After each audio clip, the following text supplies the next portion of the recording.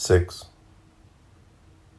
Animals lack a symbolic identity and the self-consciousness that goes with it. They merely act and move reflexively as they are driven by their instincts. If they pause at all, it is only a physical pause.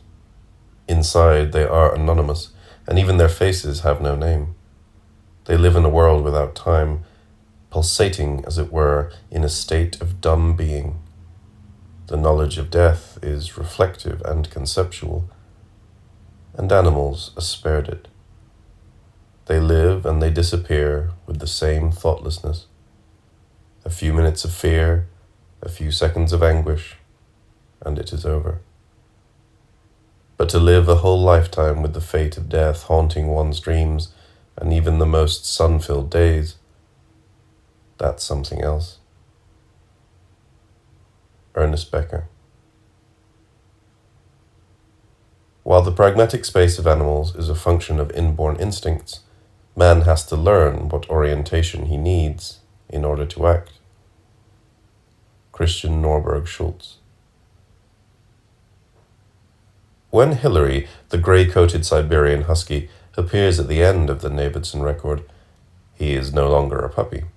A couple of years have passed.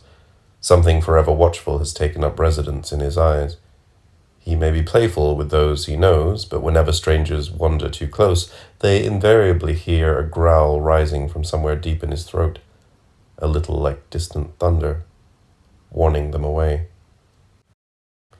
Mallory, the tabby cat, vanishes completely, and no mention is made about what happened to him. His disappearance remains a mystery. One thing, however, is certain.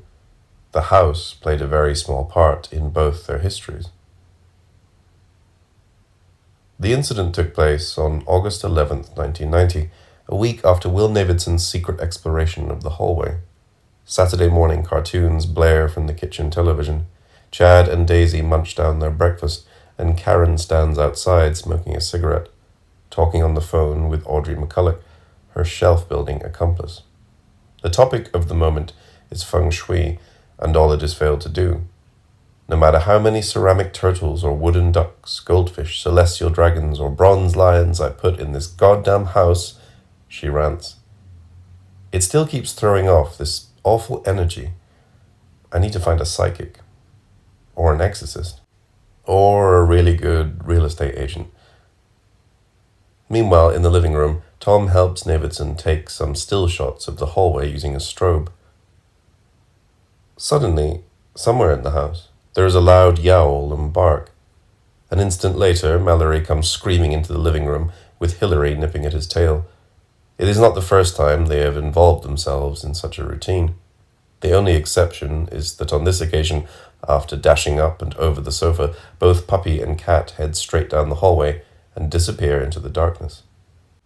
Navidson probably would have gone in after them had he not instantly heard barks outside, followed by Karen's shouts, accusing him of letting the animals out when, on that day, they were supposed to stay in. "What the hell?" we hear Navidson mutter loudly. Sure enough, Hillary and Mallory are in the backyard, Mallory up a tree, Hillary howling grandly over his achievement. For something so startling, it seems surprising how little has been made of this event. Bernard Porch, in his 4,000-page treatise on the Navidson record, devotes only a third of a sentence to the subject. Strange how the house won't support the presence of animals. Mary Widmont leaves us with just one terse question. So what's the deal with pets? Even Navidson himself, the consummate investigator, never revisits the subject. Who knows what might have been discovered if he had? Regardless, Holloway soon arrives, and any understanding that might have been gained by further analyzing the strained relationship between animals and the house is passed over in favor of human exploration. 7. But all this, the mysterious far-reaching hairline trail, the absence of sun from the sky, the tremendous cold, and the strangeness and weirdness of it all made no impression on the man. It was not because he was long used to it. He was a newcomer in the land, a Chechaqual, and this was his first winter. The trouble with him was that he was without imagination. Jack London, to build a fire. Holloway Roberts arrives carrying a rifle. In fact, in the very first shot we see of him, he emerges from a truck holding a Weatherby 300 Magnum. Even without weapons, though, Holloway would still be an intimidating man. He is broad and powerful with a thick beard and deeply creased brow. Dissatisfaction motivates him, and at 48 he still drives himself harder than any man half his age. Consequently, when he steps onto Navidson's front lawn, arms folded, eyes scrutinizing the house, bees flying near his boots, he looks less like a guest and more like some conquistador landing on new shores, preparing for war. Born in Menominee, Wisconsin, Holloway Roberts has made a career as a professional hunter and explorer. As travel writer Aramis Garcia Pineda commented, he is confident, leads well, and possesses a remarkable amount of brass-ball courage. Over the past, some have resented his strength and drive, but most agree the sense of security one feels in his presence, especially in life-threatening situations, makes tolerating the irritating sides of his character well worth it. When Navidson told Reston how Karen had explicitly asked him not to explore the hallway, and presumably Navidson described the discoveries he made during Exploration A, the first person Reston called was Holloway. Reston had met Holloway 4 years earlier at a symposium on Arctic gear design held at Northwestern University. Holloway was one of the speakers invited to represent explorers. Not only did he articulate the problems with current equipment, he also focused on what was needed to correct the problems. Though a fairly humorless speech, its conciseness impressed many people there, especially Reston, who bought the man a drink. A sort of friendship soon developed. "I always thought he was rock solid," Reston said much later in the Reston interview. "Just look at his CV. Never for a moment did I suspect he was capable of that." As it turned out, as soon as Holloway saw the tape of the 5.5-minute hallway, which Reston had sent him, he was more than willing to participate in an investigation. Within a week, he had arrived at the house, along with 2 employees, Jed Leader and Kirby Wax Hook. As we learn in the Navidson record, Jed Leader lives in Seattle, though he was originally from Vineland, New Jersey. He had actually been on his way to becoming a career truck driver when a transcontinental job took him all the way to Washington. It was there that he discovered the great outdoors was not just some myth conjured up in a magazine. He was 27 when he first saw the Cascades. One look was all he needed. Love at first sight. He quit his job on the spot and started selling camping gear. 6 years later, he is still a long way from Vineland, and as we can see for ourselves, his passion for the Pacific Northwest and the great outdoors only seems to have grown more intense. Consummately shy, almost to the point of frailty, Jed possesses an uncanny sense of direction and remarkable endurance. Even Holloway concedes that Jed would probably outdistance him in a packless climb. When he is not trekking, Jed loves drinking coffee, watching the tide turn, and listening to Lyle Lovett with his fiancée.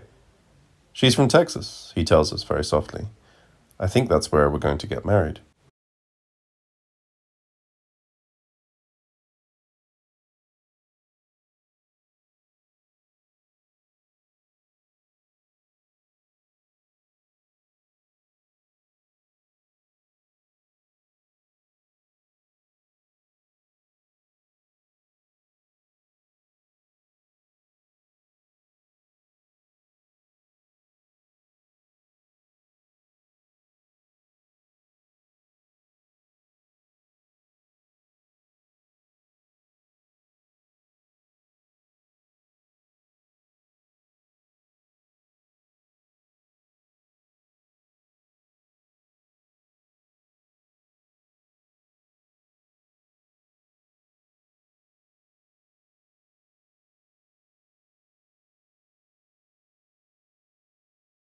On camera, Navidson treats what he refers to as his rotten feet, and we can clearly see the tops are puffy and in some places as red as clay.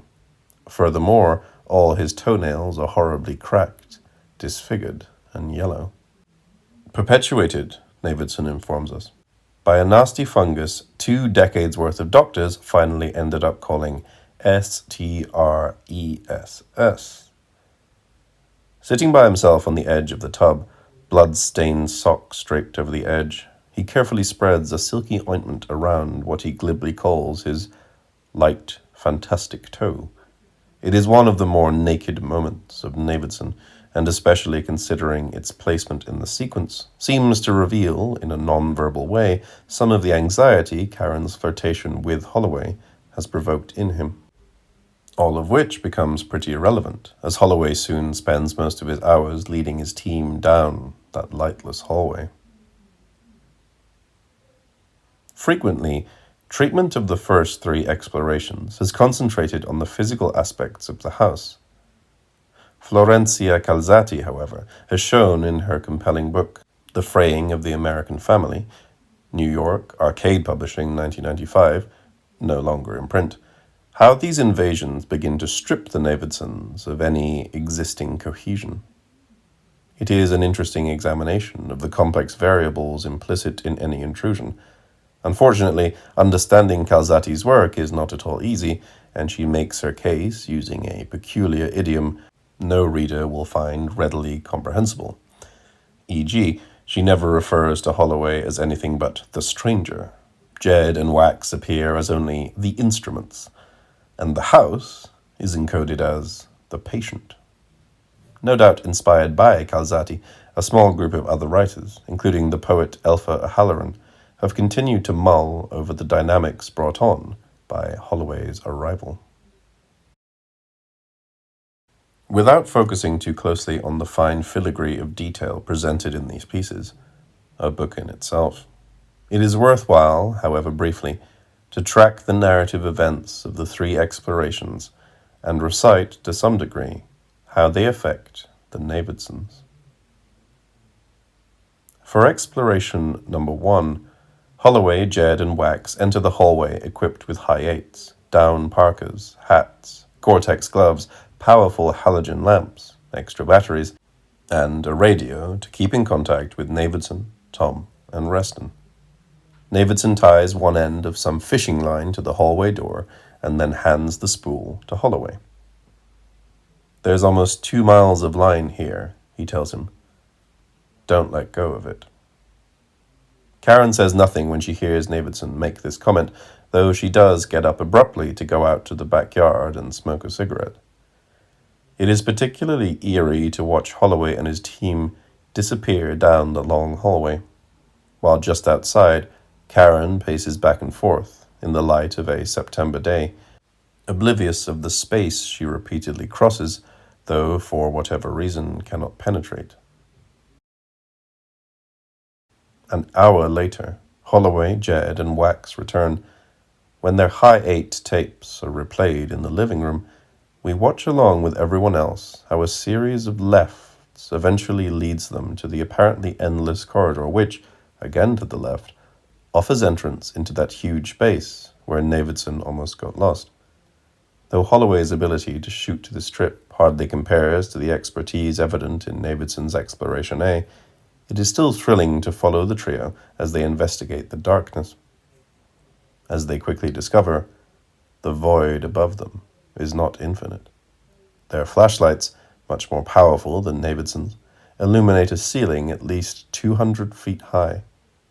A little later, at least 1,500 feet away, they discover an opposing wall.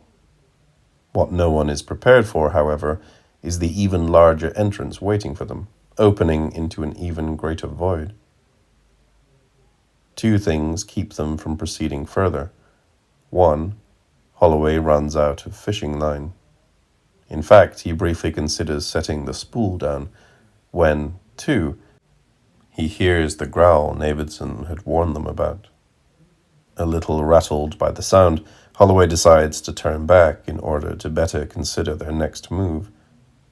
As Navidson foretold, they soon see for themselves how all the walls have shifted, though not as severely as they had for Navidson. Fortunately, The changes have not severed the fishing line, and the three men find their way back to the living room with relative ease.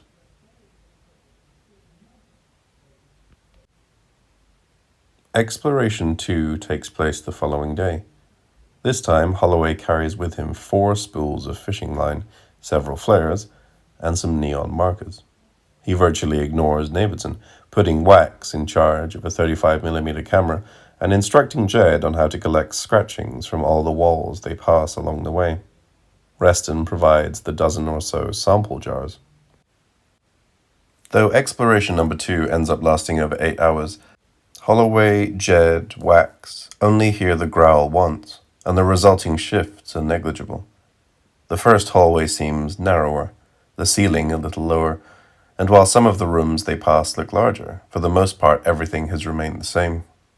It is almost as if continued use deters the growl and preserves the path they walk.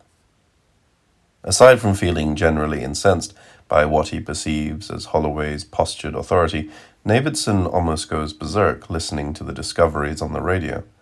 Reston and Tom try to cheer him up, and to Navidson's credit, he tries to act cheerful.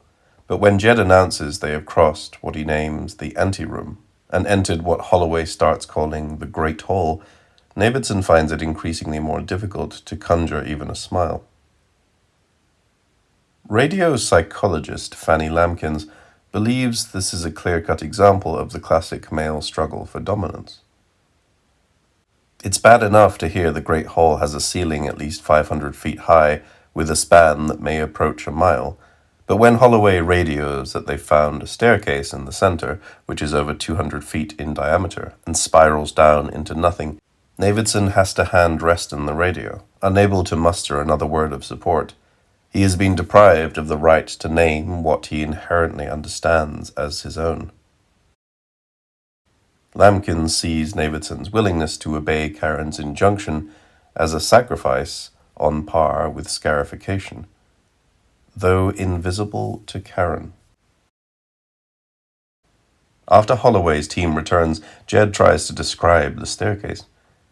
It was enormous. We dropped a few flares down it, but never heard them hit bottom. I mean, in that place, it being so empty and cold and still and all, you really can hear a pin drop. But the darkness just swallowed the flares right up. Wax nods and then adds with a shake of his head, "It's so deep, man. It's like it's almost dreamlike." The last comment is actually not uncommon, especially for individuals who find themselves confronting vast, tenebrific spaces. Back in the mid-60s, American cavers tackled the Sótano de las Golondrinas, an incredible 1,092-foot hole in Mexico's Sierra Madre Oriental. They used rope, rappel racks, and mechanical ascenders to make the descent. Later on, one of the cavers described his experience. "I was suspended in a giant dome with thousands of birds circling in small groups near the vague black cloth of the far walls. Moving slowly down the rope, I had the feeling that I was descending into an illusion and would soon become part of it as the distances became unrelatable and entirely unreal." When Holloway plays back the high eights for everyone, Navidson's frustrations get the best of him. He leaves the room. It hardly helps that Karen stays, entirely engrossed in Holloway's presentation and the ghostly, if inadequate, images of a banister frozen on the monitor. Tom, actually, pulls her aside and tries to convince her to let Navidson lead the next exploration. "Tom," she replies defensively, "nothing's stopping Navy. If he wants to go, he can go. But then I go too. That's our deal. He knows that. You know that." Tom seems a little shocked by her anger until Karen directs his attention to Chad and Daisy, sitting in the kitchen, working hard at not doing their homework. "Look at them," she whispers. "Navy's had a lifetime of wandering and danger. He can let someone else take over now. It won't kill him. But losing him would kill them. It would kill me too. I want to grow old. Tom, I want to grow old with him. Is that such an awful thing?" Her words clearly register with Tom, who perhaps also perceives what a great toll his brother's death would have on him as well. When he sees Navidson next, Tom tells him to find his son. Based on what we can tell from the Navidson record, it appears Chad soon got fed up with his class assignment and took off down the street with Hillary, determined to explore his own dark. Navidson had to look for almost an hour before he finally found him. Chad, it turned out, was in the park filling a jar full of fireflies.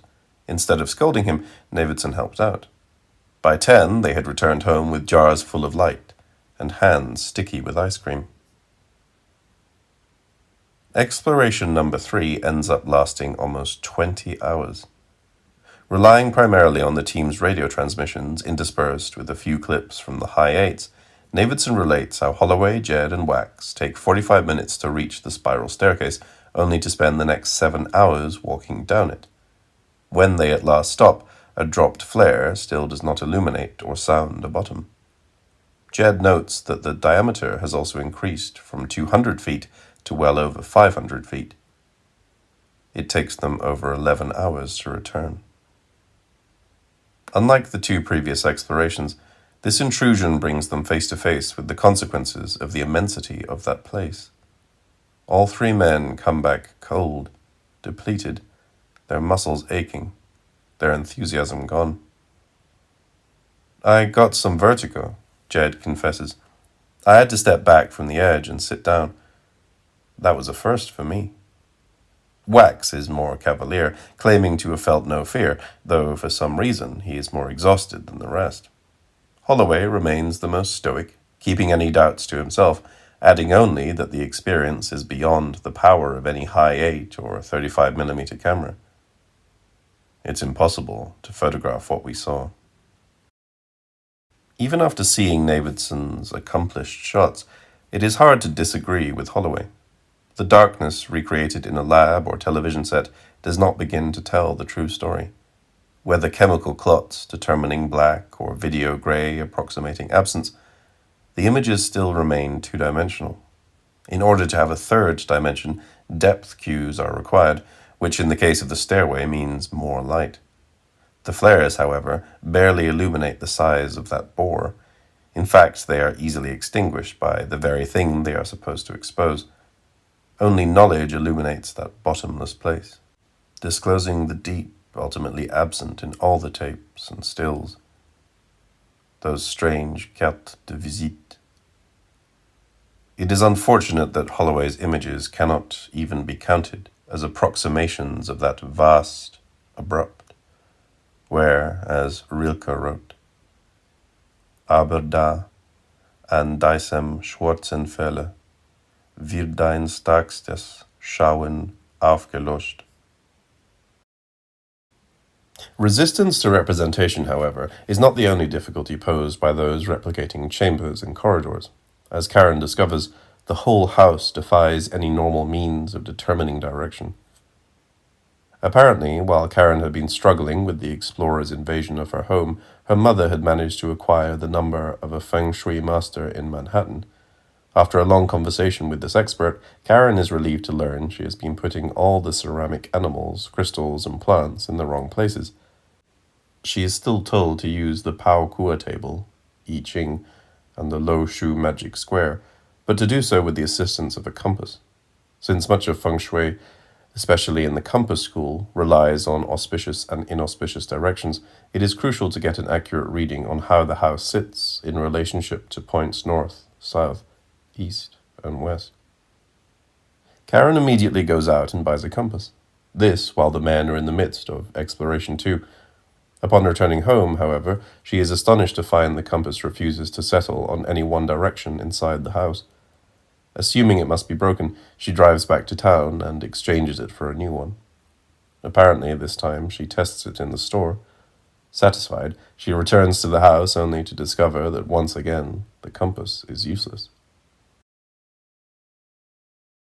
No matter what room she stands in, whether in the back or the front, upstairs or downstairs, the needle never stays still. North, it seems, has no authority there. Tom confirms the strange phenomenon, and during Exploration 3, Holloway, who up till then has relied solely on neon arrows and fishing line to mark their path, demonstrates how the same holds true for a compass read within those ash-like holes. I'll be damned, Holloway grunts as he stares at the twitching needle. Note: Devin Letao wrote an amusing, if ultimately pointless, essay on the compass's behavior. He asserted that the minute fluctuations of the needle proved the house was nothing less than a vestibule for pure energy, which, if harnessed correctly, could supply the world with unlimited power. See The Faraday Conclusion, Boston, Maxwell Press, 1996. Rosie O'Donnell, however, offered a different perspective when she wryly remarked on Entertainment Tonight. The fact that Holloway waited that long to use a compass only goes to show how men, even explorers, still refuse to ask for directions. In light of this new development, and in preparation for exploration number 4, Tom makes several trips into town to purchase more fishing line, neon markers, and anything else that might serve to mark the team's path. Since Holloway's plan is to spend at least 5 nights inside, Tom also picks up extra food and water. On one of these excursions, he even takes Daisy and Chad along. No High 8 records their trip, but the way Chad and Daisy relate to their mother the details of their shopping spree reveals how fond they have become of their uncle. Unfortunately, Tom also has to buy a ticket back to Massachusetts. With the exception of a few weeks in July, he has not worked in over 3 months. As Tom explains to Karen and Navidson, the time's come for me to put ass in gear and get on with my life. He also tells them the time has come for them to contact the media and find a new house.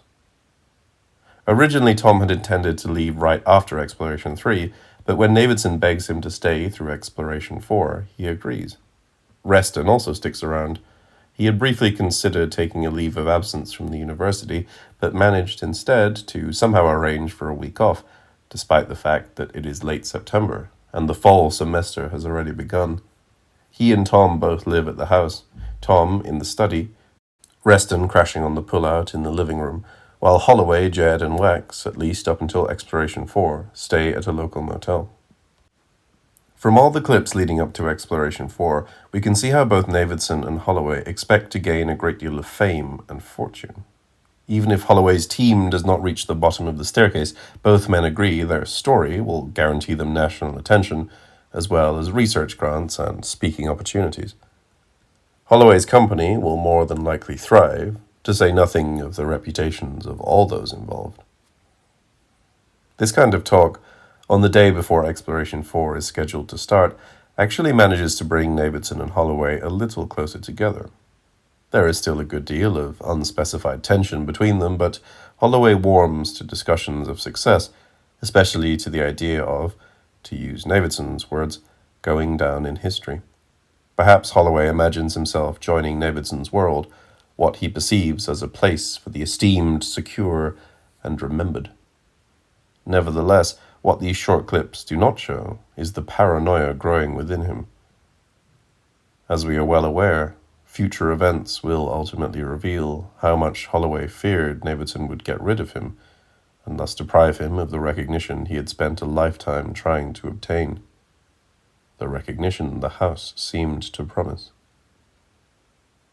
Of course, Karen will have nothing to do with such talk. Upon hearing what the men are discussing, she angrily withdraws to the periphery of the house. She clearly despises anything that might suggest a longer, more protracted relationship with the oddities of their home. Daisy, on the other hand, keeps close to Navidson, picking at tiny scabs on her wrists, always sitting on her father's shoulders, or, when that proves impossible, on Tom's. Chad turns out to be the most problematic. He spends more and more time outside by himself, and that afternoon returns home from school with a bruised eye and swollen nose. Navidson breaks off his conversation with Holloway to find out what happened. Chad, however, refuses to speak. Holloway, for his part, does not permit these domestic tensions and concomitant stresses to distract him from his preparations. The ever-oblique Leon Robbins, in attempting to adequately evaluate these efforts, has gone so far as to suggest that operation would in fact be a far more appropriate word than exploration. Holloway, in many ways, resembles a conscientious medical practitioner in pre-op. Take, for example, how meticulously he reviews his team's supplies the evening before, what I like to call Operation number 4. He makes sure flashlights are all securely mounted on helmets and high 8s properly attached to chest harnesses. He personally checks, rechecks, packs, and repacks all the tents, sleeping bags, thermal blankets, chemical heat packs, food, water, and first aid kits. Most of all, he confirms that they have ample amounts of neon markers, light sticks, 12 hours, ultra-high intensity light sticks, 5 minutes, spools of 4-pound test 3100-yard monofilament fishing line, flares, extra flashlights, including a pumper light hand generator, extra batteries, extra parts for the radios, and one altimeter, which, like the compass, will fail to function. Robbins's medical analogy may be a little misguided, but his emphasis on Holloway's deliberate and careful planning reminds one of the technical demands required in this journey, whether an operation or exploration. After all, spending a night in an enclosed, lightless place is very uncommon, even in the world of caving. The Lechuguilla Crystal Cavern in New Mexico is one exception. Typically, lech visits last 24 to 36 hours. Holloway, however, expects to take at least 4, possibly 5 nights exploring the spiral staircase. Despite the detailed preparations and Holloway's infectious determination, everyone is still a little nervous. 5 nights is a long time to remain in freezing temperatures and complete darkness. No one knows what to expect. Though Wax puts his faith in Jed's unerring sense of direction, Jed admits to some pre-exploration apprehensions. How can I know where to go when I don't know where we are? I mean, really, where is that place in relation to here? To us? To everything? Where? Holloway tries to make sure everyone stays as busy as bees, and, in an effort to keep them focused, creates a simple set of priorities. We're taking pictures, we're collecting samples, we're trying to reach the bottom of the stairs. Who knows? If we do that, then maybe we'll even discover something before Navidson starts all the hoopla involved with raising money and organizing large-scale explorations. Jed and Wax both nod, unaware of the darker implications inherent in what Holloway has just uttered. As Gavin Young later writes, who could have predicted that those 2 words, discover something, would prove the seeds to such unfortunate destruction? The problem, of course, was that the certain something Holloway so adamantly sought to locate never existed per se in that place to begin with. Unlike explorations 1 through 3, for exploration 4, Holloway decides to take along his rifle. When Navidson asks him what the hell he plans to shoot, Holloway replies, just in case. By this point, Navidson has settled on the belief that the persistent growl is probably just a sound generated when the house alters its internal layout. Holloway, however, is not at all in accordance with this assessment. Furthermore, as he pointedly reminds Navidson, he is the team captain and the one responsible for everyone's safety. With all due respect, since I'm also the one actually going in there, your notions don't really hold much water with me. Wax and Jed do not object. They are accustomed to Holloway carrying some sort of firearm. The inclusion of the Weatherby hardly causes them any concern. Jed just shrugs. Wax, though, proves a little more fractious. I mean, what if you're wrong? He asks Navidson. What if that sounds not from the walls shifting, but coming from something else? Some kind of thing? You want to leave us defenseless? Navidson drops the subject. The question of weapons aside, another big point of concern that comes up is communication. During Exploration 3, the team discovered just how quickly all their transmissions deteriorated.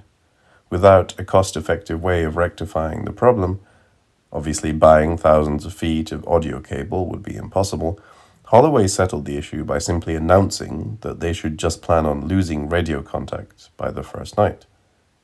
After that, it'll be 4 to 5 days on our own. Not ideal, but we'll manage.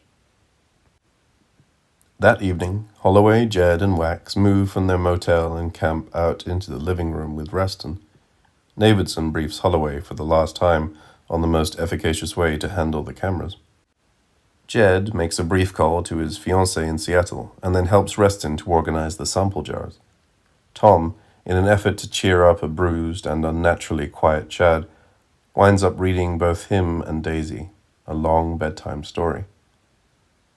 Somehow, Wax ends up alone with Karen. If Holloway's hand on Karen had upset Navidson, it is hard to imagine what his reaction would have been had he walked in on this particular moment. However, when he finally did see the tape, so much had happened, Navidson, by his own admission, felt nothing. "I'm surprised, I guess," he says in the last interview. But there's no rage, just regret. I actually laughed a little. I've been watching Holloway all the time, feeling insecure by this guy's strength and courage and all that, and I've never even thought about the kid. He shakes his head. Anyway, I betrayed her when I went in there the first time, and so she betrayed me. People always say how two people were meant for each other. Well, we weren't, but somehow we ended up together anyway and had 2 incredible children. It's too bad. I love her. I wish it didn't have to turn out like this. The clip of Karen and Wax did not appear in the first release print of the Navidson record, but apparently was edited in a few months later. Miramax never commented on the inclusion, nor did anyone else. It is a little strange Karen did not erase the tape in the wall-mounted camcorder. Perhaps she forgot it was there, or planned to destroy it later. Then again, perhaps she wanted Navidson to see it. Regardless of her intentions, the shot catches Karen and Wax alone in the kitchen. She picks at a bowl of popcorn. He helps himself to another beer. Their conversation circles tediously around Wax's girlfriends, intermittently returning to his desire to get married someday. Karen keeps telling him that he is young, he should have fun, keep living, stop worrying about settling down. For some reason, both of them speak very softly. On the counter, someone has left a copy of the map Navidson drew following Exploration A. Karen occasionally glances over at it. "Did you do that?" she finally asks. "Nah, I can't draw." "Oh," she says, letting the syllable hang in the air like a question. Wax shrugs. "I actually don't know who made it. I thought your old Navy man did." Based on the film, it is impossible for us to tell if Holloway, Jed, or Wax were ever explicitly told not to mention to Karen Navidson's illegal excursion. Wax, however, does not seem to recognize any trespass in his admission. Karen does not look at the map again. She just smiles and takes a sip of Wax's beer. They continue talking, more about Wax's girl troubles. Another round of "don't worry, keep living, you're young." And then, out of nowhere, Wax leans over and kisses Karen on the lips. It lasts less than a second, and clearly shocks her, but when he leans over and kisses her again, she does not resist. In fact, the kiss turns into something more than a kiss. Karen's hunger almost exceeding Wax's. But when he knocks over his beer in an effort to get still closer, Karen pulls away, glances once at the liquid spilling onto the floor, and quickly walks out of the room. Wax starts to follow her, but realizes before he takes a second step that the game is already over. He cleans up the mess instead. A few months later, Navidson saw the kiss. By that time, Karen was gone. along with everyone else. Nothing mattered.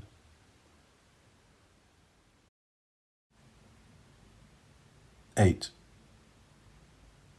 SOS. A wireless code signal summoning assistance in extreme distress, used especially by ships at sea. The letters are arbitrarily chosen as being easy to transmit and distinguish. The signal was recommended at the Radio Telegraph Conference in 1906 and officially adopted at the Radio Telegraph Convention in 1908. See G. Blake, History, Radio Telegraph, 1926, pages 111 to 12. The Oxford English Dictionary. Billy Reston glides into frame, paying no attention to the equipment which Navidson, over the last few weeks, has been setting up in the living room, including, though not limited to, 3 monitors, 2 3/4-inch decks, a VHS machine, a Quadramac, 2 zip drives, an Epson color printer, an old PC, at least 6 radio transmitters and receivers, heavy spools of electrical cord, video cable, 1 16mm Arriflex, 1 16mm Bolex, a Minolta Super 8, as well as additional flashlights, flares, rope, fishing line, anything from braided Dacron to 40-pound multi-strand steel, boxes of extra batteries, assorted tools, compasses twitching to the old polarities in the house, and a broken megaphone, not to mention surrounding shelves already loaded with sample jars, graphs, books, and even an old microscope. Instead, Reston concentrates all his energies on the radios, monitoring Holloway as he makes his way through the Great Hall. Exploration number 4 is underway and will mark the team's second attempt to reach the bottom of the staircase. "We hear you fine, Billy," Holloway replies in a wash of white noise. Reston tries to improve the signal. This time Holloway's voice comes in a little clearer. "We're continuing down. We'll try you again in 15 minutes. Over and out." The obvious choice would have been to structure the segment around Holloway's journey, but clearly nothing about Navidson is obvious. He keeps his camera trained on Billy, who serves now as the expedition's base commander. In grainy 7298, probably pushed 1 T-stop, Navidson captures this crippled man, expertly maneuvering his wheelchair from radio to tape recorder to computer, his attention never wavering from the team's progress. By concentrating on Reston at the beginning of Exploration 4, Navidson provides a perfect counterpoint to the murky world Holloway navigates. Confining us to the comforts of a well-lit home gives our varied imaginations a chance to fill the adjacent darkness with questions and demons.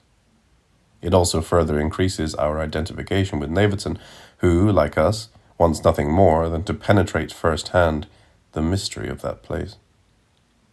Other directors might have intercut shots of the base camp or command post with Holloway's tapes, but Navidson refuses to view Exploration 4 in any other way except from Reston's vantage point.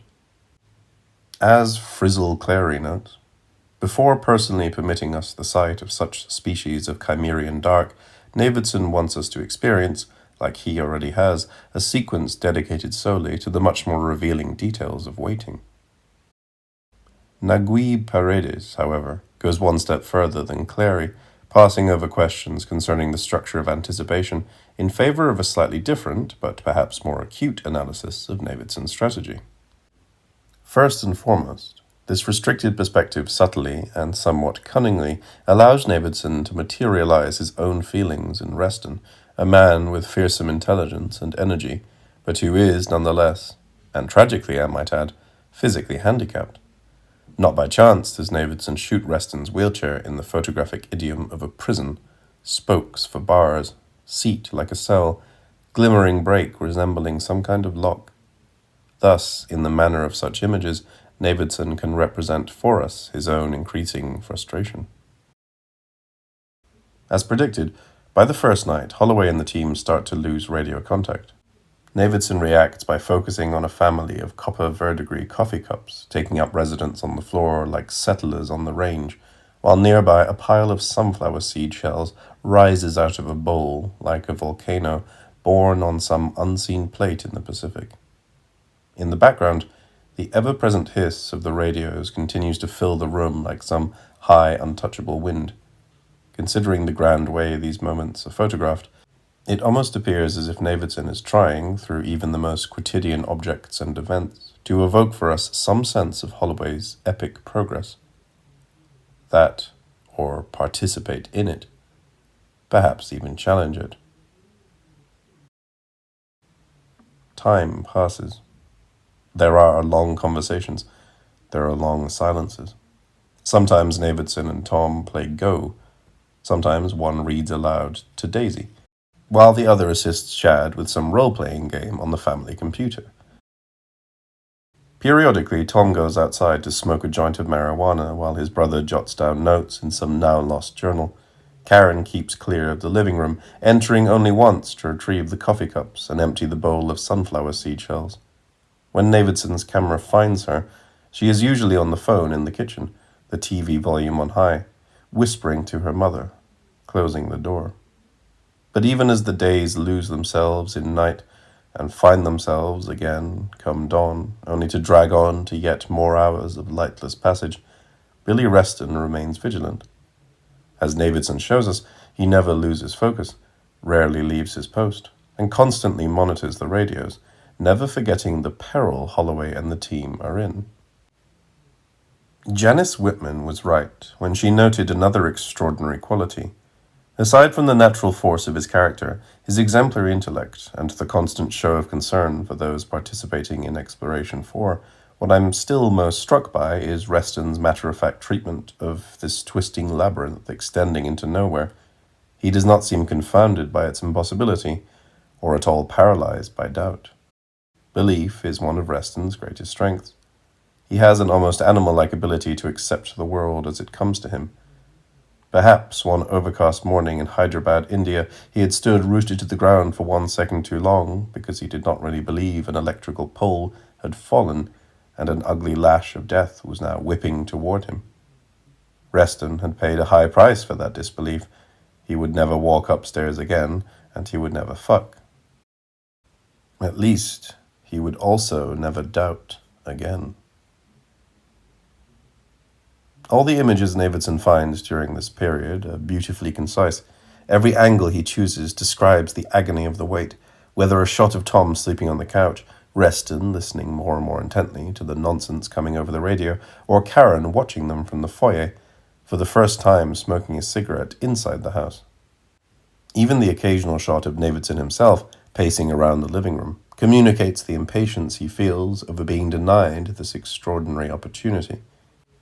He has done his best to keep from resenting Karen, but clearly feels it just the same. Not once are they shown talking together. For that matter, not once are they shown in the same frame together. Eventually, the entire segment becomes a composition of strain. Jump cuts increase. People stop speaking to each other. A single shot never includes more than one person. Everything seems to be on the verge of breaking apart, whether between Navidson and Karen, the family as a whole, or even the expedition itself. On the 7th day, there is still no sign of the team. By the 7th night, Reston begins to fear the worst, and then in the early AM hours of the 8th day, everyone hears the worst. The radio remains an incomprehensible buzz of static, but from somewhere in the house, rising up like some strange black oil, there comes a faint knocking. Chad and Daisy actually detect it first, but by the time they reach their parents' bedroom, Karen is already up with the light on, listening intently to this new disturbance. It sounds exactly like someone rapping his knuckles against the wall. 3 quick knocks, followed by 3 slow knocks, followed by 3 more quick knocks, over and over again. Despite a rapid search of the upstairs and downstairs, no one can locate the source, even though every room resonates with the distress signal. Then Tom presses his ear against the living room wall. Bro, don't ask me how, but it's coming from in there. In fact, for a second it sounded like it was right on the other side.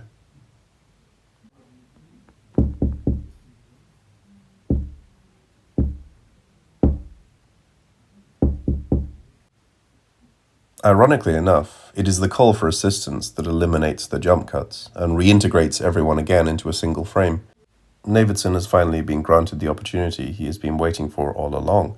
Consequently, with Navidson suddenly in charge now, declaring his intent to lead a rescue attempt, the sequence immediately starts to resolve with the elimination of visual tensions.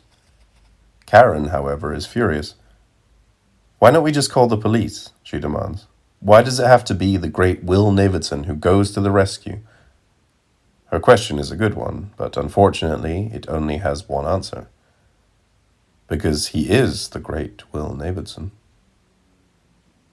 Considering the circumstances, it does seem a little ridiculous for Karen to expect a man who has thrived his whole life under shellfire and napalm to turn his back on Holloway and go drink lemonade on the porch. Furthermore, as Navidson points out, they've been in there almost 8 days with water for 6. It's 3 in the morning.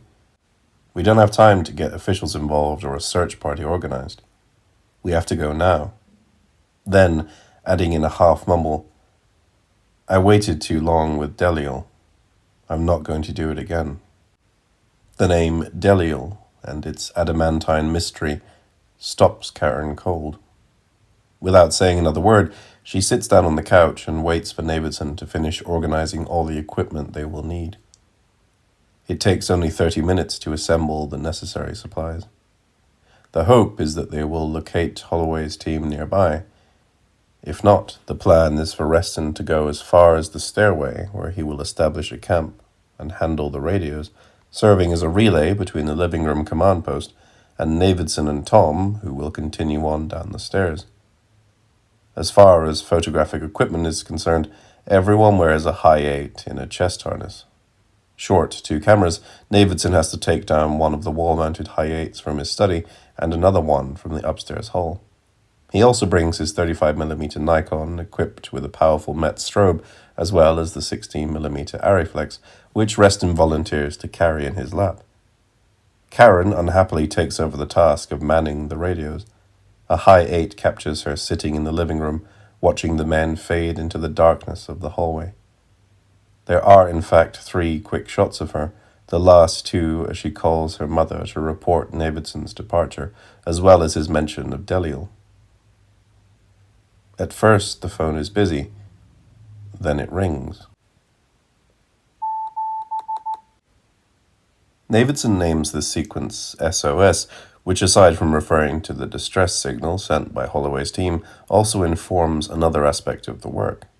At the same time he was mapping out the personal and domestic tensions escalating in the house, Navidson was also editing the footage in accordance to a very specific cadence. Tasha K. Wheelston was the first to discover this carefully created structure. At first I thought I was seeing things, but after I watched SOS more carefully, I realized it was true. Navidson had not just filmed the distress call, he had literally incorporated it into the sequence.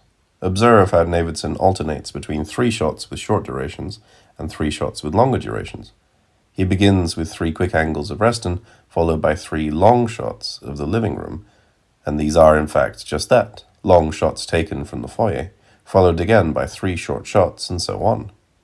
Content has on a few occasions interfered with the rhythm, but the pattern of 3 short, 3 long, 3 short is unmistakable.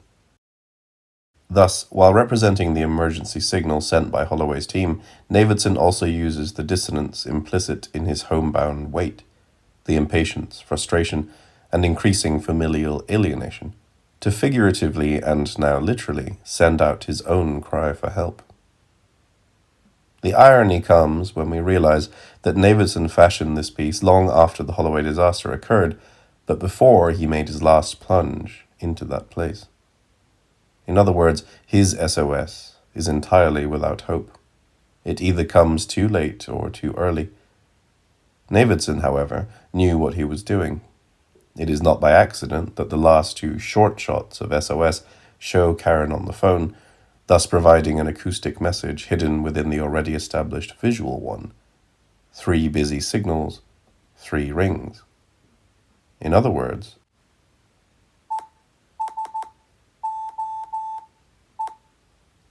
or S-O question mark?